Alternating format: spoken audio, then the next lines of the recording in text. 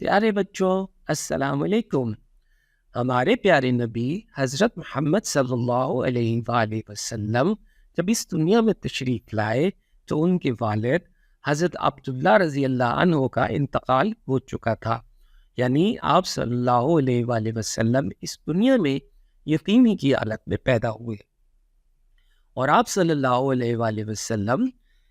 پیر کے روز ماہ ربیع الاول میں پیدا ہوئے۔ آپ صلی اللہ علیہ وآلہ وسلم کی تاریخ پیدائش میں علماء کا اختلاف ہے۔ کچھ علماء 2 ربیع الاول بتاتے ہیں، کچھ علماء 8 ربیع الاول بتاتے ہیں، اور جب کیلنڈر کے طریقہ کار سے تاریخ نکالی گئی تو 9 تاریخ ربیع الاول کی آئی، اور اکثریت کا جو اتفاق ہے وہ 12 ربیع الاول کے اوپر ہے۔ لیکن حتمی تاریخ، حتمی سچائی تو حضور صلی اللہ علیہ وآلہ وسلم کے علاوہ اللہ سبحانہ و تعالیٰ کو پتہ ہے۔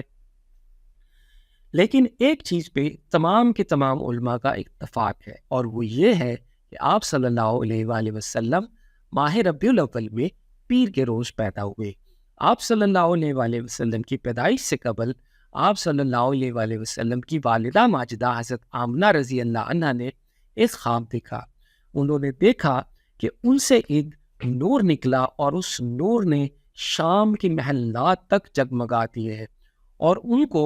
اس نور کی وجہ سے شام کے اندر چلتے ہوئے اونٹوں کی گردنوں پہ ہڈیاں تک بھی دکھائی دی۔ تو اس قدر خوبصورت واقعہ انہوں نے دیکھا، اور انہوں نے دیکھا کہ ان کے ارد گرد نور ہی نور ہے۔ اس کے علاوہ اور بھی بہت سارے واقعات حضور صلی اللہ علیہ وآلہ وسلم کی پیدائش کے وقت پیش آئے، جس کے بارے میں ہم آہستہ آہستہ انشاءاللہ بتاتے رہیں گے۔ ہمارے پیارے نبی حضرت محمد صلی اللہ علیہ وآلہ وسلم جب اس دنیا میں تشریف لائے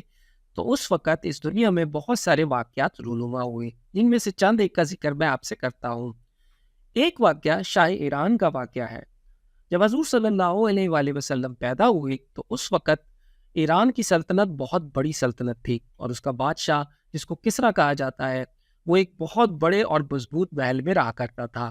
جب آپ صلی اللہ علیہ وآلہ وسلم کی ولادت بسعادت ہوئی تو اس وقت اس محل کے 14 کنگرے ٹوٹ کر زمین پر آ گرے۔ اس کے علاوہ بڑے بڑے شگاف اس کی دیواروں پہ پڑ گئے، اور ان دیواروں سے عجیب طرح کی خوفناک آوازیں آنا شروع ہو گئی۔ ان آوازوں کو سن کر شاہ ایران اور اس کے درباری بہت زیادہ خوف زدہ ہو گئے۔ حالانکہ وہ محل بہت زبردست طریقے سے چونے اور بڑے بڑے پتھروں سے بنایا گیا تھا، لیکن اس کے باوجود بھی اس کی دیواروں میں شگاف پڑ گئے، اور کنگرے اس کے نیچے آ کر زمین پر گر گئے۔ اس کے علاوہ ایران میں ہی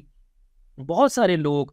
آگ کی پوجا کرتے تھے، اور وہ آگ کی پرستش کرتے تھے، اور اس کے علاوہ انہوں نے جو آگ جلا رکھی تھی وہ کئی صدیوں سے اس کو بجھنے نہیں دیتے تھے۔ لیکن جس دن آپ صلی اللہ علیہ وآلہ وسلم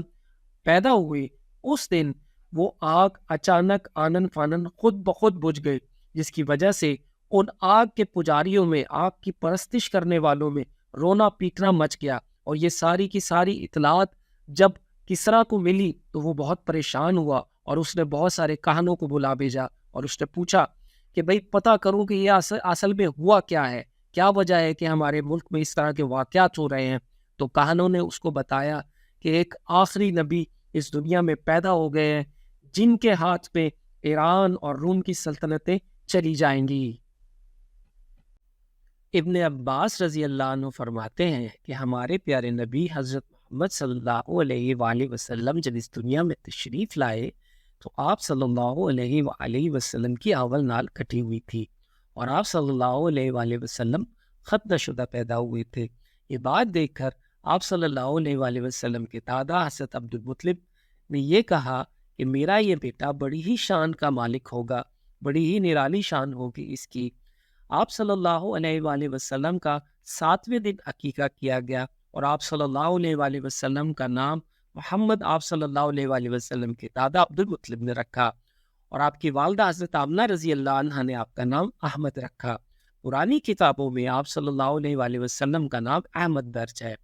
احمد کے معنی ہے سب سے زیادہ تعریف کرنے والا، اور محمد صلی اللہ علیہ وآلہ وسلم کے معنی ہے سب سے زیادہ تعریف کیا گیا۔ ہمارے پیارے نبی حضرت محمد صلی اللہ علیہ وآلہ وسلم پہلے احمد ہیں پھر محمد ہیں، کیونکہ ہمارے پیارے نبی صلی اللہ علیہ وآلہ وسلم نے سب سے زیادہ اللہ سبحانہ و تعالیٰ کی تعریف بیان کی، اور محمد صلی اللہ علیہ وآلہ وسلم بعد میں، کیونکہ آپ صلی اللہ علیہ وآلہ وسلم کی سب سے زیادہ تعریف بیان کی جاتی ہے۔ ہم آج بھی مسلمان جہاں کہیں بھی ہو، جہاں بھی ہو، جس جگہ پہ بھی موجود ہو، جب بھی ہمارے سامنے ہمارے پیارے نبی صلی اللہ علیہ وآلہ وسلم کا نام لیا جاتا ہے تو بے ساختہ ہماری زبان سے آپ صلی اللہ علیہ وآلہ وسلم کی تعریف بیان کی جاتی ہے اور درود و سلام پڑھا جاتا ہے، اور آپ صلی اللہ علیہ وآلہ وسلم کا نام اذان میں بھی لیا جاتا ہے۔ تو ہمارے پیارے نبی صلی اللہ علیہ وآلہ وسلم کا ذکر اللہ سبحانہ و تعالیٰ نے بہت بلند کیا۔ آپ صلی اللہ علیہ وآلہ وسلم کو آپ کی والدہ نے 9 دن دودھ پلایا، اس کے بعد صوبیہ نے دودھ پلایا جو کہ ابو لہب کی بادی تھی، اور اس کے بعد حضرت حلیمہ سعدیہ رضی اللہ عنہا کی باری